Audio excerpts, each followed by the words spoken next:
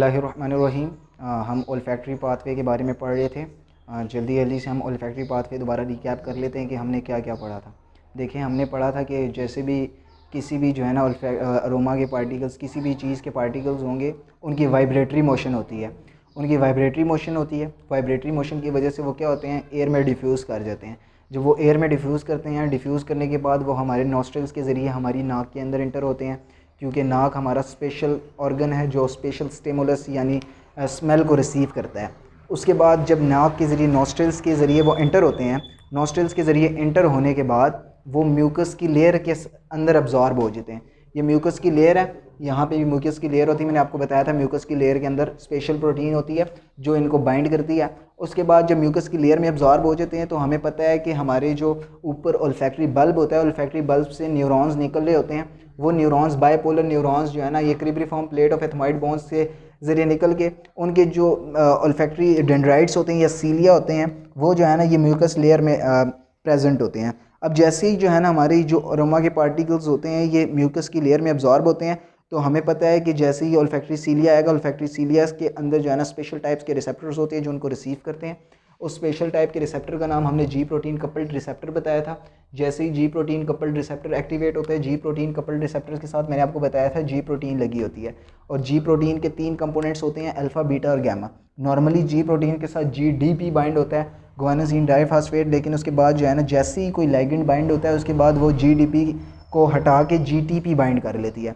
ठीक है, जैसे ही जी टी पी बाइंड होता है ना इसके साथ, तो इसके जो अल्फ़ा, बीटा और गैमा कंपोनेंट होते हैं ना, ये दोनों स्प्लिट हो जाते हैं। जो बीटा और गैमा कंपोनेंट होते हैं वो एक साथ चले जाते हैं और अल्फ़ा कंपोनेंट क्या करता है, वो जाके जो है ना ये एडिनिलेट साइक्लेस को एक्टिवेट करा देता है। एडिनिलेट साइक्लेस क्या करता है, एडिनिलेट साइक्लेस जितने भी एटीपी होते हैं ना, एटीपीज़ को जो है ना साइक्लिक एमपी में कन्वर्ट करना स्टार्ट कर देते हैं। एटीपी में से 2 फास्फेट निकाल देता है, एडिनोसिन ट्राइफास्फेट में से एडिनोसिन मोनोफास्फेट, और उसको साइक्लिक एटीपी में एक एमपी में कन्वर्ट कर देता है। मैंने फिर बताया था साइक्लिक एमपी क्या काम करते हैं, साइक्लिक एमपी जाके ना प्रोटीन काइनेज ए को एक्टिवेट करा देते हैं। ये प्रोटीन काइनेज की बहुत बड़ी फैमिली है, protein kinase A, protein kinase C, और आगे भी इनकी बड़ी इनका मेन फंक्शन ये होता है ना, ये जो है ना बहुत सारे एंजाइम्स ऐसे होते हैं जो हमारी जो है ना सेल मेम्ब्रेन में प्रेजेंट होते हैं ऑलरेडी। इमरजेंसी सिचुएशन के लिए हमारे सेल्स उनको बनाते हैं, लेकिन वो इनएक्टिव फॉर्म में पड़े होते हैं। तो ये प्रोटीन काइनेजेस का मेन फंक्शन ये होता है कि उन पर फास्फेट डाल के उनको एक्टिवेट करा देते हैं। तो इस तरह जैसी प्रोटीन काइनेज ए बनती है, ये साइक्लिक एमपी पहले जाके जो है ना ट्रांसक्रिप्शन फैक्टर बनाता है, वो डीएनए के पास जाता है, डीएनए मैसेंजर आरएनए बनाता है, मैसेंजर आरएनए बाहर साइटोप्लाज्म में आता है, तो मैग्नीशियम आयंस के साथ बाइंड हो गए, हमें पता है राइबोसोम्स प्रोटीन बनाती है, वो प्रोटीन काइनेज वो प्रोटीन बनी। अब वो प्रोटीन क्या करती है, वो जाके सोडियम चैनल्स के साथ भी बाइंड होती है, कैल्शियम चैनल्स के साथ भी बाइंड होती है।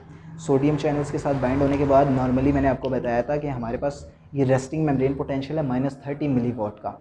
लेकिन जैसे ही यहाँ पे सोडियम आयंस इंटर होंगे तो सोडियम आयंस क्या करेंगे, सोडियम आयंस जो है ना अंदर के पोटेंशियल्स को चेंज कर देंगे।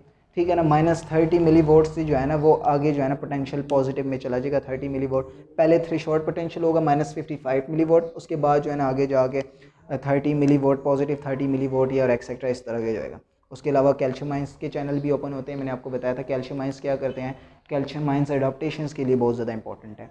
अडाप्टेशन के बारे में मैंने क्या बताया था कि अडाप्टेशन वो एबिलिटी है कि जब हम चीज़ को बार बार सूंघ रहे होते हैं तो थोड़ी देर के बाद हमारे पास उसकी स्मेल आना बंद हो जाती है।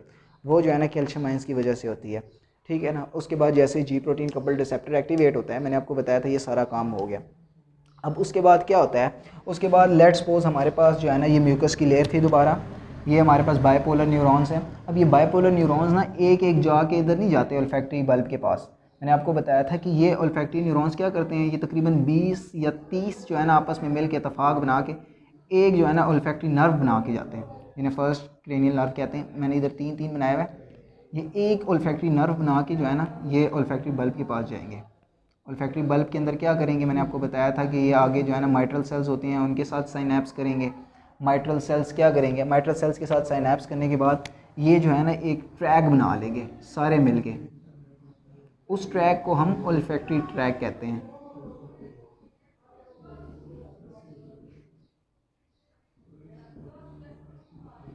अब ये जो ओल्फैक्टरी ट्रैक बन गया ना, ओल्फैक्टरी ट्रैक जब ऑप्टिक क्याज़्मा के पास पहुंचता है तो ऑप्टिक क्याज़्म जो हमारे जो है ना, हमें पता है कि जो ऑप्टिक नर्व्स जा रही हैं ये डेकासेट करती हैं, और तो डेकासेट करने के बाद जो है ना ऑप्टिक क्याज़्म बनता है। तो जो ऑप्टिक कियाज़म के पास पहुँचने के बाद जो है ना, ये तकरीबन उससे जो पोस्टीरियर साइड पे होता है, ये दो हिस्सों में डिवाइड हो जाता है। एक को हम कहते हैं मीडियल स्टेरिया, और एक इस वाले को हम कहते हैं लैटरल स्ट्रिया ऑफ ऑल्फैक्टरी ट्रैक या कुछ भी। ये ऑल्फैक्टरी ट्रैक बन गया। मैंने आपको दोबारा ये भी बताया था कि हमारे पास जो है ना, हमारे पास इसके अलावा क्या होता है, हमारे पास मैंने आपको बताया था कि हमारे जो ब्रेन होता है ये टोपोग्राफिकली अरेंज होता है। टोपोग्राफिकली अरेंज का मतलब ये है कि हर ब्रेन के पोर्शन को जो है ना स्पेशल स्टिमुलस जो है ना रिसीव करता है। टच के लिए अलग है, पेन के लिए अलग है, हेयरिंग के लिए अलग है, ठीक है ना, हर चीज़ के लिए अलग स्टिमुलस होता है। तो जिस तरह विजुअल के लिए प्राइमरी विजुअल कॉर्टेक्स होता है, सेंस टच के लिए, प्रेशर के लिए प्राइमरी सोमैटोसेंसरी कॉर्टेक्स होता है, इस तरह जो ये ओल्फैक्टरी पाथवे होता है ना, ओल्फैक्टरी पाथवे के लिए प्राइमरी ओल्फैक्टरी कॉर्टेक्स होते हैं। तो ये प्राइमरी ओल्फैक्टरी कॉर्टेक्स है। ये प्राइमरी ओल्फैक्टरी कॉर्टेक्स जो है ना हमारे टेम्पोरल लोब में मौजूद होता है।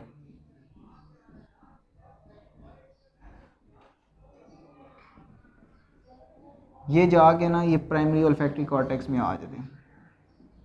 उसके बाद जो है ना ये आगे हिप्पोकैम्पस के पास और क्रिब्रिफॉर्म कॉर्टेक्स, पेरिफॉर्म कॉर्टेक्स और काफ़ी 2-3 जगह पे ये साइनैप्स करते हैं, उनको जो है ना पहुंचाते हैं। हिप्पोकैम्पस के पास इस वजह से मैसेज पहुंचता है क्योंकि हिप्पोकैम्पस ना हमारी मेमोरी बनाता है, हमारी यादाश्त। जब हमारा एक्सीडेंट वगैरह हो जाए तो और हमारा हिप्पोकैम्पस डैमेज हो जाए तो हमारी यादाश्त चली जाती है। तो ये हमारे हिप्पोकैम्पस है ना, हिप्पोकैम्पस के पास जो है ना सारी एबिलिटीज़ मौजूद होती हैं। ये जो है ना ये इन्फॉर्मेशन स्टोर कर लेता है। इसके पास किसी मिसाल के तौर पे मैंने आपको बताया था ना कि परफ्यूम सूंघा हुआ है, ठीक है ना, आपने किसी जो है ना डिश की स्वीट स्मेल सूंघी हुई है, किसी किस्म की स्मेल भी सूंघी हुई है ना, तो ये क्या करता है, ये हिप्पोकैम्पस उसको स्टोर करके रखता है कि नेक्स्ट टाइम भी अगर ये स्मेल सूंघेगा ना तो हिप्पोकैम्पस बता देता है कि यार ये फलानी चीज़ की स्मेल थी, आपने पहले भी सूंघी हुई थी, ठीक है ना। उसके बाद जो है ना, और ये रेटिना, और इसके बाद जो है ना ये मीडियल जो है ना ओल्फैक्टरी स्ट्राया, ये हमारे पास जो है ना सब क्लोजल जायरस के पास जाते हैं।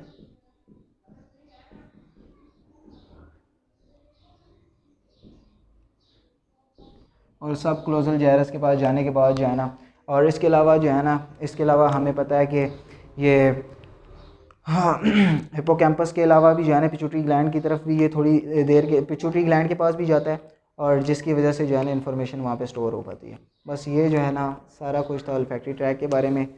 उम्मीद है कि इंशाल्लाह आपको वीडियो पसंद आई होगी।